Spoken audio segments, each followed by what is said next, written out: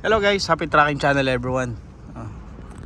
Happy tracking channel everyone sa inyong lahat dyan guys. Sana sa mabuti kayong kalagayan. At narito tayo sa part 3 ng ating pag-inspect ng mga Japan surplus na truck na bagong dating dito ulit sa lodgement area, kung saan nandito lahat ng mga truck na mga bagong dating, bago i-display sa yarda. Ayan, kita nyo naman, no? Ito talaga ang pinaka nagugustuhan ko talaga, no, sa mga truck. Hino. No? Hino guys ha. Nagagandahan kasi ako dahil nga kita nyo. Hino siya, laging chrome, no? Ito nga pala itong hino na to na wing band, airbag yung likod pa rin. Ayan, kita nyo. Pakita ko sa inyo yung chassis. Stainless yung body. Wala nga lang center post pero okay siya, oh. Malinis. Ayan. So titignan na lang natin dito yung kondisyon ng kanyang chassis at ng kanyang engine. Ayan. So, ganito guys, mga as is unit. Ayan. So tingin pa tayo dito. Ito talagang marami sa aking naghahanap yung mga ganitong klaseng truck. So ayan, especially sa mga nagre-request, no, sa mga nag-aabang ng mga bagong dating na chrome face, no, chrome body, chrome bisagra. So ito na, ito chrome face, stainless yung kanyang bisagra. Ayan, ubi halayan, no? Nga lang parang hindi ko masyado kursunado ang kanyang body, no? Masyadong mababa, tignan nyo. Pero wala naman problema, no? Depende sa inyo na lang guys, no? Ayan. Ito kanyang kondisyon ng kanyang chassis. Ayan, stainless yung kanyang bisagra, ubihala yan. Airbag nya, ayan, yun, oh, airbag. Alcoa ata, ay hindi Alcoa pero stainless din, ganda.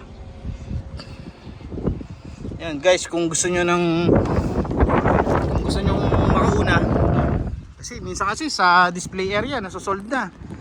So yan, pwede natin silang unahan, mga bibili pa lang ng truck, eh rekta na tayo dito agad.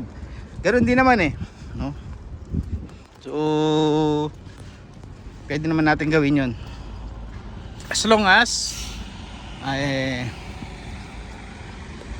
as kakailanganin natin, no? Kung ibig sabihin wala na kayong mahanap na ibang unit.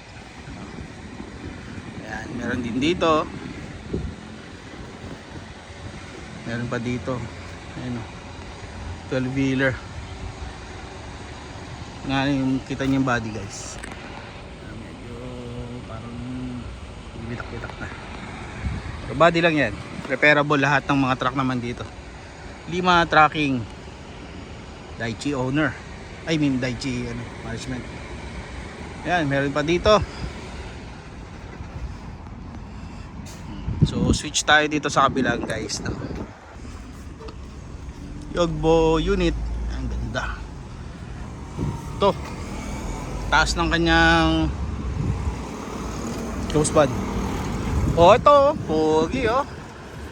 Ah, chrome type. Yan. Kakaiba nga lang kanyang body, pero ayan, sabi ko sa inyo, nare-repair na yan mga body na yan. Yun, no? Pogi.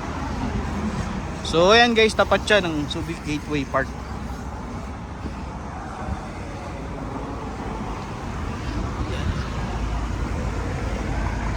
So ito, double lock, hindi nga lang stainless, pero yung iba maraming may gusto. May mga laman yan guys, no? May mga laman na hindi natin alam. So yun guys, meron pa tayong pupuntahan, no? Titingin pa tayo dito. Ito kasi kay auction na to, hinanted auctioner.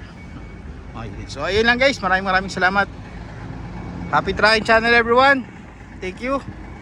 Bye bye and God bless.